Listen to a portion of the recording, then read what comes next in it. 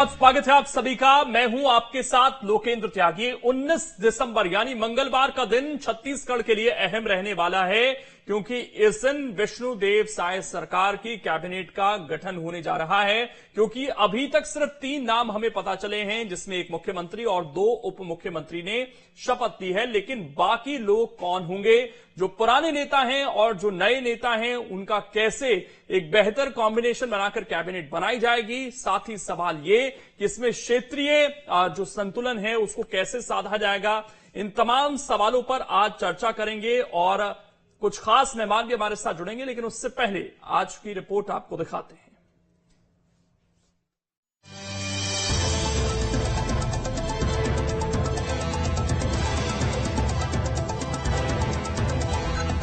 छत्तीसगढ़ में मंत्रिमंडल विस्तार की तारीखों को लेकर लग रही अटकलों पर विराम लग गया है। 19 दिसंबर यानी मंगलवार शाम साई कैबिनेट के नए मंत्री शपथ लेंगे। रायपुर के इंडोर स्टेडियम में से लेकर तैयारियां भी जारी है। वहीं मंत्रिमंडल में चेहरे कौन से होंगे, इस पर सीएम विष्णुदेव साय की प्रतिक्रिया आई है। तो आदरणीय गृह मंत्री श्री अमित शाह जी से मुलाकात हुई, आदरणीय राष्ट्रीय अध्यक्ष श्री जेपी नड्डा जी से मुलाकात हुई है और कुछ चर्चाएं हुई हैं और बहुत शीघ्र मंत्रिमंडल का गठन हो जाएगा। बिल्कुल नए चेहरे भी और पुराने चेहरे भी सब मिला जुला के रहेगा। तो मुख्यमंत्री ये इशारा कर रहे हैं कि उनकी कैबिनेट में नए और पुराने का मिश्रण होगा। ऐसे में एक नजर उन नए और पुराने चेहरों पर डालते हैं जो मंत्री पद के दावेदार बताए जा रहे हैं। पुराने में बृजमोहन अग्रवाल, नए में ओपी चौधरी, पुराने में राजेश मूणत, तो नए चेहरे में गुरु खुशवंत शाही, पुराने में अजय चंद्राकर, तो नए में भावना बोहरा, पुराने में केदार कश्यप, तो नए में पुरंदर मिश्रा जैसे नाम भी चर्चा में हैं। हालांकि फिलहाल जो नाम सबसे आगे हैं उनमें बृजमोहन अग्रवाल, केदार कश्यप, ओपी चौधरी का नाम अहम है। हालांकि संभागवार अगर बात करें तो बिलासपुर संभाग, यहां से अरुण साव उप मुख्यमंत्री बन चुके हैं। इसके अलावा यहां से पूर्व मंत्री अमर अग्रवाल, धर्मलाल कौशिक, धर्मजीत सिंह, ओपी चौधरी, पुन्नूलाल मोहले दावेदार हैं। वहीं दुर्ग संभाग की बात करें तो विजय शर्मा यहां से उप मुख्यमंत्री बन चुके हैं। वहीं पूर्व मुख्यमंत्री डॉक्टर रमन सिंह स्पीकर बन गए हैं। ऐसे में यहां से अहिरवार से विधायक डोमन लाल कोरसवाड़ा और नवागढ़ से विधायक दयालदास बघेल दावेदार हैं। रायपुर संभाग की बात करें तो यहां से बृजमोहन अग्रवाल, पूर्व मंत्री राजेश मूणत, अजय चंद्राकर, गुरु खुशवंत साहेब प्रबल दावेदार हैं। सतनामी गुरु खुशवंत नया चेहरा है और सतनामी समाज से हैं, इसलिए भी इनकी दावेदारी मजबूत मानी जा रही है। बस्तर संभाग की बात करें तो यहां से केदार कश्यप, लता उसेंडी और विक्रम उसेंडी प्रबल दावेदार हैं। ये तीनों चेहरे पहले भी रमन सरकार में मंत्री रह चुके हैं।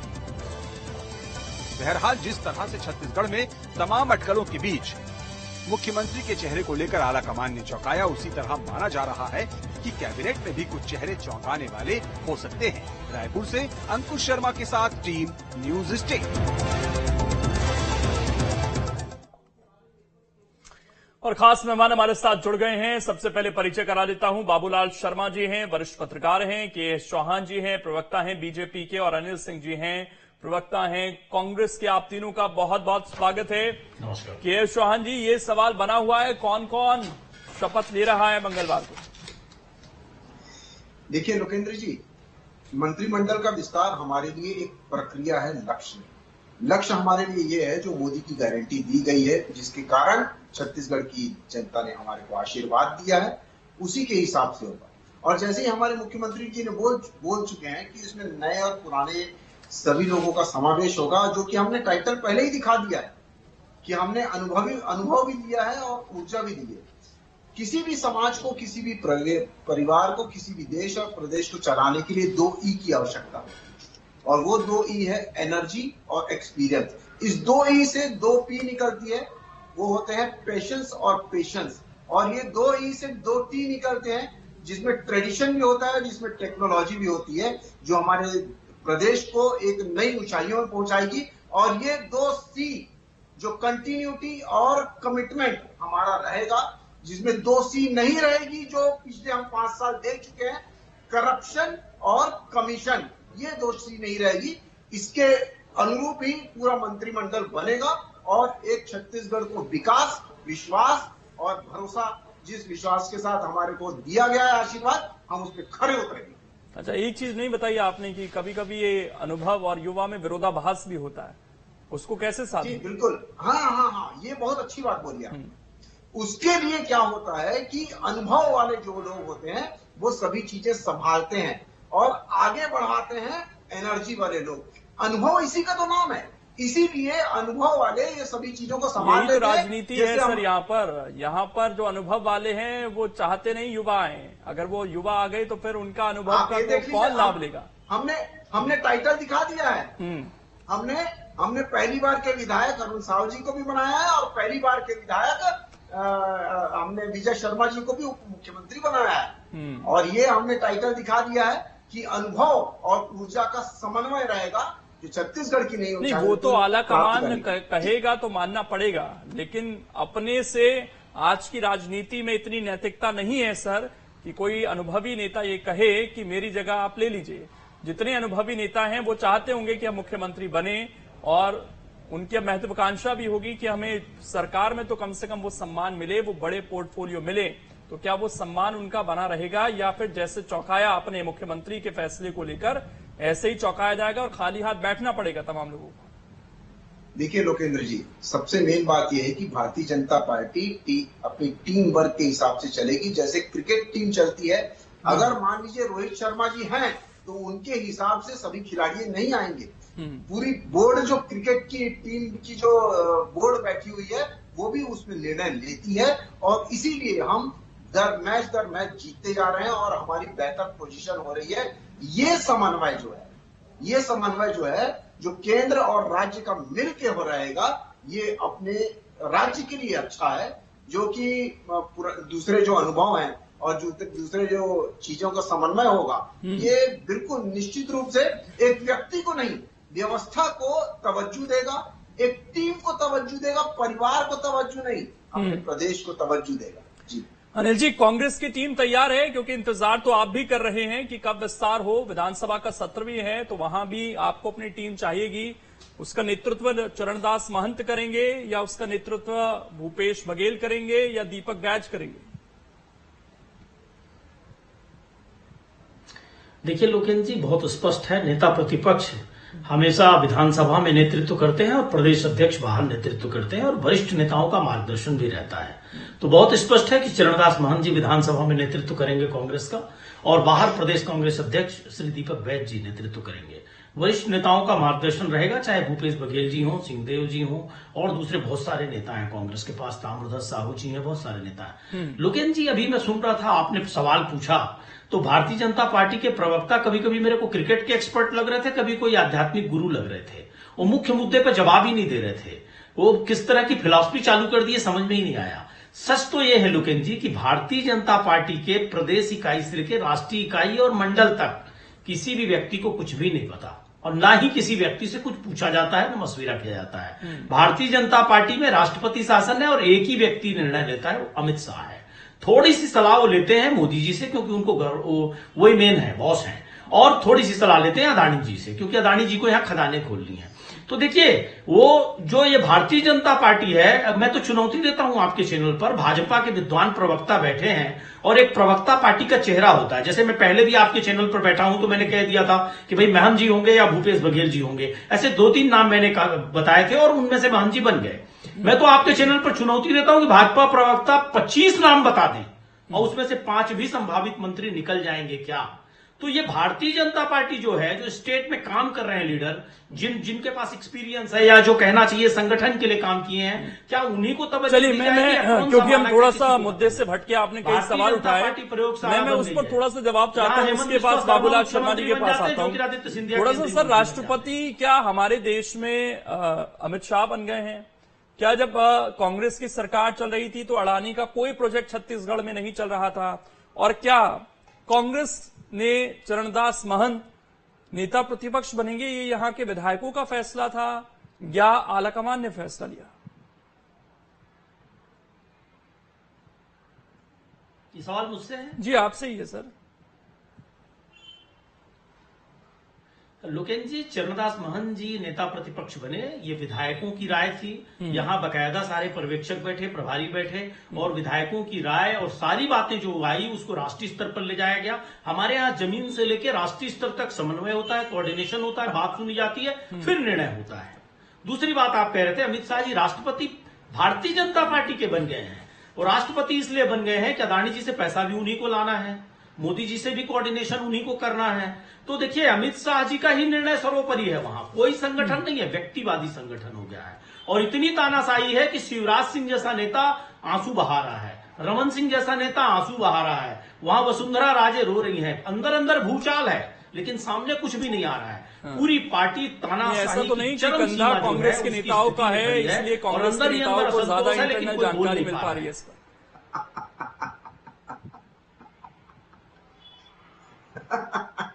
जी, कांग्रेस के नेताओं के कंधे पर तो नहीं रो रहे हैं बैठकर, क्योंकि जानकारी आप लोगों को ज्यादा मिल रही है इसमें। देखिए, कांग्रेस के नेताओं के नहीं साहब, लोकेन्द्र जी सर्वाधिक आंसू मीडिया में बह रहे हैं, मीडिया के कई लोगों के कंधे पे रो रहे हैं लोग। अच्छा। और मीडिया ने ही दिखाया, हम तो जान भी नहीं रहे थे। और आपको बता रहा हूं, कई वरिष्ठ पत्रकारों से भी ये लोग रूबरू होते हैं और हम लोग को भी कई बार दर्द बताते हैं बड़े नेता कि भैया हम लोग तो कुछ बोल ही नहीं सकते और हमारे यहाँ कोई संभावनाएं नहीं, कोई मेहनत नहीं।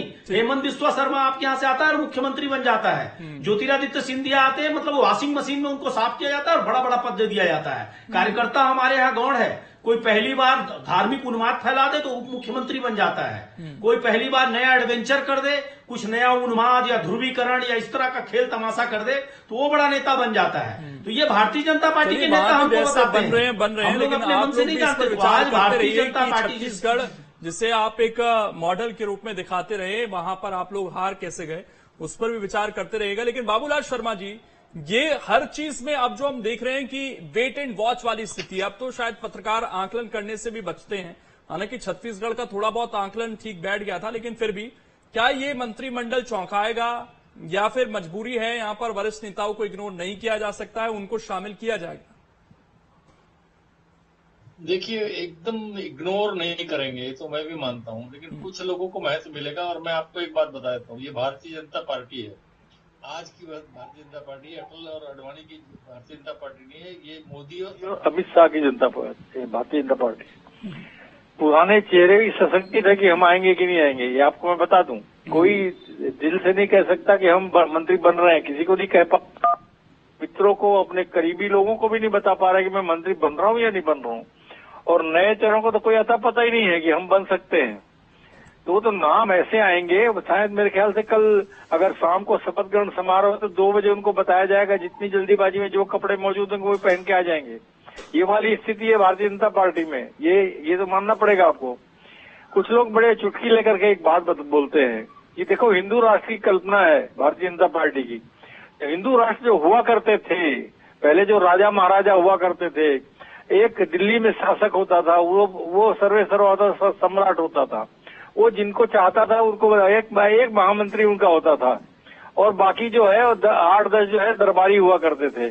उससे कल्पना करते हैं लोग, टांट मार के बोलते हैं मोदी और अमित शाह जो है वो राजा और महामंत्री है पुराने हिंदू राष्ट्र, बाकी जो है ये 8-10 लोग जो काम कर रहे हैं ये उनके जो है दरबारी हैं। इस तरह के मजाक उड़ाते हैं लोग। लेकिन मैं आपको एक बात जरूर बताता हूँ कि निश्चित रूप से हिंदुस्तान में जो कुछ भी हो रहा है सब नव प्रयोग है, सब नए प्रयोग है। मैंने कभी हिंदुस्तान की राजनीति में इस तरह की उठापटक और इस तरह का जो है एकदम कहना चाहिए पहेलियां ऐसी बुझती हुई नहीं देखी जैसी अभी देख रहे हैं। नहीं पता किसी को भी, आप चौहान साहब से पूछिए, वो 4 नाम बोलेंगे तो अनुमान से बोलेंगे, 1-2 नाम आ जाएगा तो वो बोलेंगे मैंने बोला था। लेकिन अगर वो 4 नाम सही बता दे कि ये 4 लोग बनेंगे ही बनेंगे तो मैं मान जाऊं। बिल्कुल नहीं, भारतीय जनता पार्टी में किसी को कुछ पता नहीं है क्या होने वाला है। विष्णुदेव साय को भी अगर मुख्यमंत्री बनाना था तो भी अचानक हुआ है, और 2 उप मुख्यमंत्री बनाना है वो भी अचानक हुआ, उनको किसी को अंदाज नहीं था। ये भारतीय जनता पार्टी जो है शाह और मोदी की भारतीय जनता पार्टी है, अटल अडवाणी की नहीं है। एक चीज तो ये है जी। दूसरी चीज क्या है, देखिए, बड़ी गारंटी देकर के जो है, मोदी की गारंटी देकर के इन्होंने बड़ी चुनौतियां स्वीकार की हैं। मैं मानता हूं खजाना खाली है, इन्होंने भी कहा है कि खजाना खाली है, अर्थव्यवस्था को लाइन पे लाना है, कैसे मंशाएं पूरी करें। हालांकि आप देखिएगा जो इन्होंने मोदी की गारंटी की किताब निकाली है, पुस्तिका निकाली है, उसमें सिर्फ पहली कैबिनेट की बैठक में आवास योजना के बारे में इन्होंने लिखा है कि हम उसको पारित करेंगे। अन्य किसी भी योजना में इन्होंने टाइम लिमिट या टाइम समय नहीं बताया कि हम इस समय से लागू कर देंगे, इस महीने से लागू कर देंगे। ये इनके पाले में है। ये चाहे तो उसको कह सकते हैं हमने समय नहीं बताया था, हम इसको मार्च में चालू करेंगे या अप्रैल में चालू करेंगे, कुछ भी कह सकते हैं। इसमें कोई कुछ कह नहीं सकता, क्योंकि शाब्दिक रूप से जो है इन्होंने लिखा हुआ है कि हम उसका समय सीमा नहीं दे रहे हैं। सिर्फ पहली कैबिनेट में आवास योजना 18 लाख जो है वो हम निर्णय उसमें लेंगे, वो उन्होंने ले लिया। ये कह सकते हैं कि हमने जो कहा वो हमने ले लिया। ये स्थिति जो है वर्तमान की है और बड़ी जिम्मेदारियां जो है नए मंत्रिमंडल के ऊपर होंगी। देखिए धीरे धीरे ये स्पष्ट होगा कि भारतीय जनता पार्टी की नई सरकार की दिशा क्या है, दशा क्या है, इनकी नीयत क्या है, नियति क्या है, ये सब चीजें धीरे धीरे समझ में आएगी। लेकिन बाबूलाल शर्मा जी, ये जो पूरा आपने अभी बीजेपी के काम करने के तरीके को बताया, इसका सरकार चलाने में आपको क्या लगता है कि परिणाम बेहतर निकलेंगे या फिर दिक्कतें आ सकती हैं? जो कई बार ये होता है कि भाई दिल्ली के आदेश पर अगर चलना है तो ऐसा तो नहीं कि जो राज्य के लोकल इश्यूज हैं उनसे कनेक्शन ना बन पाए, और अगर कोई फैसला लेना पड़े तो उसमें आपको क्या लगता है कि कितना फर्क पड़ता है अगर यहाँ की लोकल लीडरशिप अपने आप में मजबूत है? देखिए, सामान्य रूप से जब हम सोचते हैं तो निश्चित रूप से स्थानीय मुद्दे बहुत महत्वपूर्ण होते हैं, जो हाईकमान की नजर में आते भी है, नहीं भी आ पाते हैं। जैसे आपको मैं बताऊं, तब हाईकमान को समझ में नहीं आया कि 2 साल का बोनस नहीं देने का कितना नुकसान होगा, पिछली बार की बात है। और अब उनको समझ में आया है इस दौर में कि 2 साल का बोनस नहीं देना जो है हमारी सरकार को उन्होंने उठा लिया। मेरे सरकार का विश्वास खत्म हो गया। अब उन्होंने महसूस किया तो वो पुराना बोनस अब देने को तैयार हुए हैं। तो ये चूक जो है हाईकमान से होती है, वो स्थानीय स्थिति को समझ नहीं पाते। डॉक्टर रमन सिंह कहते रह गए कि हमको ये बोनस दे देना चाहिए, नहीं तो हमको नुकसान होगा, लेकिन हाईकमान उसको नहीं समझ पाई। तो स्थानीय स्तर के जो नेता है उनका महत्व जो है उसको समझ नहीं पाई हाईकमान। और स्थानीय नेता लोगों को ही ये पता रहता है कि स्थानीय लोगों की क्या मांग है, क्या उनकी जरूरत है और क्या जरूरी है। इसलिए जो है तालमेल जो दोनों का हो, केंद्र का और ये जो डबल इंजन बोलते हैं, तालमेल होगा तभी जो है वो स्थानीय स्थिति को समझ पाएंगे। ये मोदी की गारंटी मैं मानता हूँ, ठीक है, मोदी के चेहरे को गारंटी मान लिया लोगों ने, मत भी दे दिया, बहुत सारी चीजें उन्होंने कही भी है। अब उसको पूरा करने की जिम्मेदारी जो है वो स्थानीय नेताओं के ऊपर ही है। तो बार बार मोदी जी को कोई टेलीफोन थोड़ी करेगा, उनको तो करना तो यही वालों को है ना। तो इसलिए जो है बहुत महत्वपूर्ण होता है स्थानीय नेताओं का रोल। जी के.एस. चौहान जी, देखिए अब गेंद आपके पाले में है सर। दोनों तरफ से चैलेंज दिया गया कि कुछ तो नाम बता दाइए, ताकि ये सवाल ना उठे कि यहाँ की लीडरशिप को कुछ पता ही नहीं चल रहा है कि हो क्या रहा है प्रदेश में। देखिए, सबसे मेन बात यह है लोकेंद्र जी कि छत्तीसगढ़ की जनता ने नाम को वोट नहीं दिया, काम को वोट दिया है। जो काम उनका पूरा करके देगा उसको वोट दिया। तो सर वही बता दीजिए ना, कौन काम करेगा? अब तो देखिए कम से कम ये तो हो जाए ना कि बीजेपी के नेताओं को कुछ पता है, चिट्ठियां नहीं खुल रही हैं अचानक से। लोकेंद्र जी, मेन बात यह है कि सबका साथ, सबका विकास, सबका विश्वास और सबका प्रयास से ये टीम गठित होने वाली है। और जैसे कि हमारे मुख्यमंत्री जी ने बोला कि अनुभव और ऊर्जा का समावेश होगा, जिसमें दो टी होगी, ट्रेडिशन और टेक्नोलॉजी होगी, 2 पी होगी, पेशेंस और पैशन हो गया, 2 वो तो आपने बता दिया सर, वो तो रिपीटेशन हो गई चीज, वो तो वक्तव्य आपका आ गया। लेकिन वो नाम जनता के जानना चाहते हैं ना कि नाम कौन। सुनिए, अरे मैं वही तो बोल रहा हूँ। ब्रजमोहन अग्रवाल होंगे, केदार कश्यप होंगे, नहीं होंगे? भारतीय आज एक बात बता दीजिए कि आदमी नाम से पहचाना जाता है कि काम से पहचाना जाता है? अरे सर, कम से कम ये रिस्क तो ले लीजिए, कल को गलत भी होगा। ठीक है, मीडिया के भी आकलन गलत हो रहे हैं आजकल। नहीं, मैं ये बोल रहा हूँ, गांधी जी जो थे वो काम से पहचाने जाते थे कि नाम से पहचाने जाते थे? आज जो वही मैं बोल रहा हूँ कि जो छत्तीसगढ़ की जनता ने हमको आशीर्वाद दिया है वो किसी नाम को देख के नहीं दिया है, काम को देख के दिया है। वो मोदी जी की गारंटी को देख के दिया है। इस हिसाब से तो आप लोकसभा का चुनाव सिर्फ काम पर लड़ लीजिए बिना नाम के।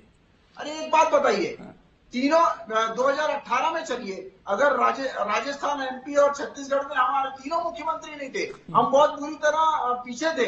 और उसके बाद 65 सीटें हैं लोकसभा सीटें, तीनों को मिला के, उसमें से 3 सीटें कांग्रेस को। वहां पर नाम था ना सर, वहां नाम था, मैं यही तो बोल रहा हूँ आपसे। मैं क्या बोल रहा हूँ आज की तो नाम, आप नाम को आज ये आपकी सुविधा अनुसार है ना सर, जहां पर लगता है कि नाम है वहां बता दीजिए, नाम नहीं है तो फिर काम पर बात करते हैं। मैं वही बोल रहा हूँ, एक बात सुनिए। हाँ। जैसे कि हमने आपने टाइटल दिखा दिया है। हाँ। हमने सभी का साथ, सभी का विकास, सभी का विश्वास और सभी का प्रयास किया। अलग एक सरगुजा से लिया, एक बिलासपुर संभाग से लिया, एक दुर्ग संभाग से लिया, हर क्षेत्र ठीक। मैं एक आखिरी रिएक्शन बाबूलाल शर्मा जी से, एक आकलन ये कि सर जैसा कहा जा रहा है कि कोशिश ये कि हर लोकसभा क्षेत्र से एक व्यक्ति उस कैबिनेट में हो, क्या यही एक फॉर्मूला अब हो सकता है? जैसी चर्चा मध्य प्रदेश में है, क्या छत्तीसगढ़ में भी यही फॉर्मूला हो सकता है? निश्चित रूप से हो सकता है, कोई बहुत बड़ी बात नहीं, बड़ा कयास नहीं है। मैं इतना जानता हूं कि देखिए, पहला मंत्रिमंडल कांग्रेस का भी बना था, 7 नए चेहरे थे जो पहले मंत्री नहीं बने थे, और 5 थे पुराने मंत्री जो जोगी के समय में मंत्री थे। तो वो जो है उसी तरह का फार्मूला इसमें भी आएगा कि 5, 6, 5 इस तरह का आकलन जो है वो लगाया जा रहा है। निश्चित रूप से 3-4 पुराने, 3-4 नए लोगों को, 8 लोगों को मुझे लगता है कल शपथ दिलाई जाएगी, 2 खाली रखे जाएंगे, ताकि जो बाकी जो बचे हुए लोग हैं उनको उम्मीदें जगी रहे कि हमको भी 2024 के पहले या 2024 के बाद जो है मंत्रिमंडल में जाने का मौका मिल सकता है। ये बना रहे, ये एक प्रैक्टिस होती है इस प्रकार की पार्टियों की। तो मुझे तो वैसे ही लगता है। लेकिन भारतीय जनता पार्टी, भाई मैं फिर एक बार कहता हूँ, प्रयोगधर्मी पार्टी है, ये कुछ भी कर सकती है। हो सकता है कल अगर सारे के सारे नए के नए चेहरे आ जाए, कोई बड़ी बात नहीं है, या वही पुराने लोगों को रिपीट कर दिया जाए जिन लोगों से लोग बहुत नाराज हुआ करते थे। तो ये भारतीय जनता पार्टी प्रयोग करेगी। कल हम शाम को सब लोग प्रयोग देखेंगे किनका किनका नाम आता है। इसीलिए के.एस. चौहान जी ऐसे जवाब दे रहे हैं कि कल अपनी बात पर कम से कम अड़े रहें वो, और उसको डिफेंड कर सकें कम से कम। चलिए, इस समय इतना ही है। बहुत शुक्रिया आप सभी का जुड़ने के लिए और इस चर्चा का हिस्सा बनने के लिए। तो अभी भी मंत्रिमंडल का गठन होने जा रहा है, लेकिन मंत्री कौन बनेगा इसकी किसी को भनक नहीं है, और बीजेपी के नेता भी अभी इस स्थिति में नहीं है कि कुछ नाम बता सके। लेकिन न्यूज स्टेट आपको लगातार कुछ नाम जरूर बता रहा है, और संभवतः वो कल आपको शपथ लेते हुए दिखाई दे सकते हैं। फिलहाल छोटा सा ब्रेक,